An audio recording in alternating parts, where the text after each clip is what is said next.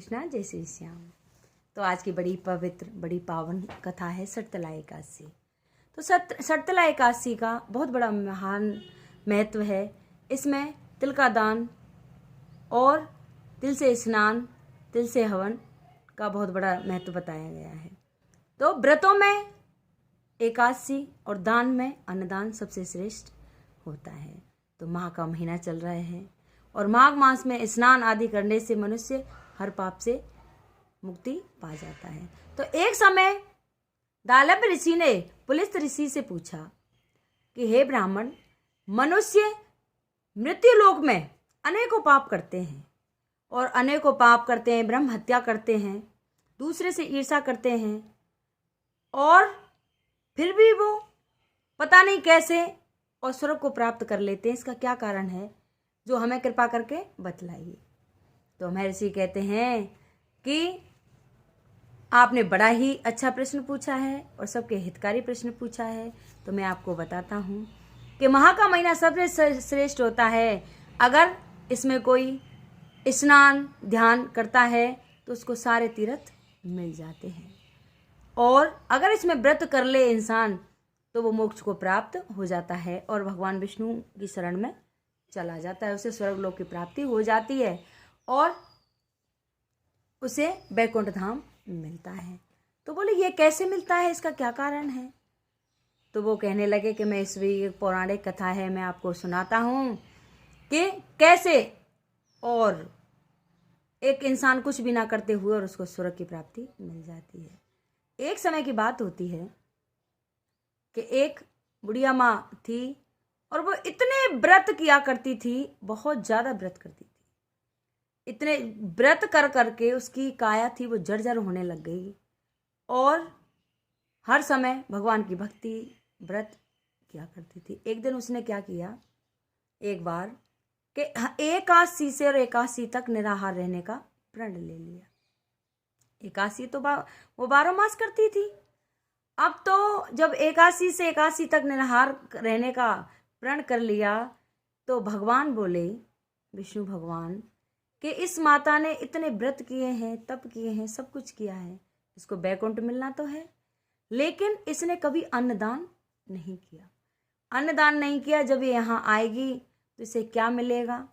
तो इससे तो ऐसा है कि इसने किसी को अन्नदान नहीं दिया। मैं ही जाता हूँ इसके द्वारे पे और इससे कहता हूँ कि कुछ भिक्षा में दान दे दे। तो भगवान एक बूढ़े ब्राह्मण का भेष धारण कर कर उस बुढ़िया माँ के द्वारे पर चले जाते हैं और आवाज़ लगाते हैं कि माँ।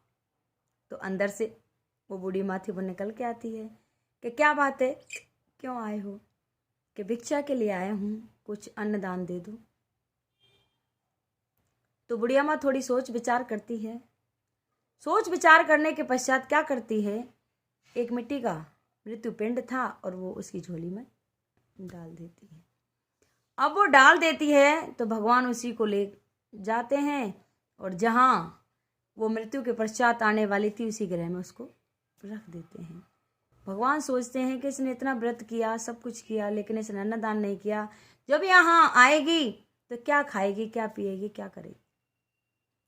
अब तो इसी संचय में अब तो समय हुआ तो बुढ़िया माँ का स्वर्गवास हो गया और बुढ़िया माँ का स्वर्गवास हो गया तो उसे वैकुंठ मिल गया। अब वो वहां जाती है तो वहां तो वो देख नदी, तालाब, सरोवर सब कुछ है, लेकिन जो ग्रह उसको मिला था वो भवन तो बहुत सुंदर था, लेकिन वो उसमें कोई भी कुछ सुविधा नहीं थी और एक वही मृत्यु पिंड जो मिट्टी का डला दिया था वही वहां रखा था। अब वो भगवान के द्वारे जाती है और उनसे गुहार लगाती है कि प्रभु, मैंने तो इतने भक्ति, तप, व्रत सब कुछ किए, लेकिन ये क्या किया, उसमें तो कुछ नहीं है। मैं क्या खाऊंगी, क्या पीऊंगी, क्या करूंगी। तो धर्मराज बोले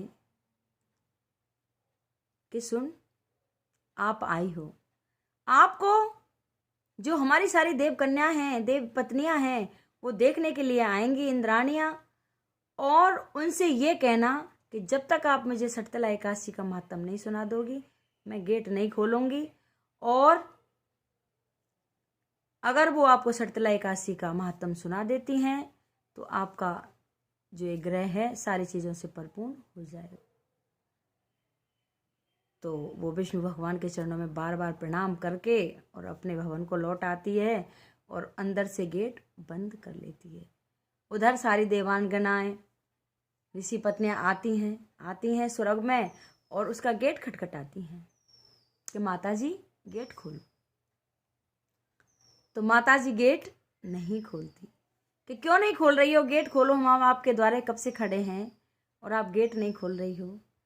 तो बोली कि जब तक आप मुझे शर्तला एकादशी का महात्म नहीं सुना दोगी मैं गेट नहीं खोलूंगी।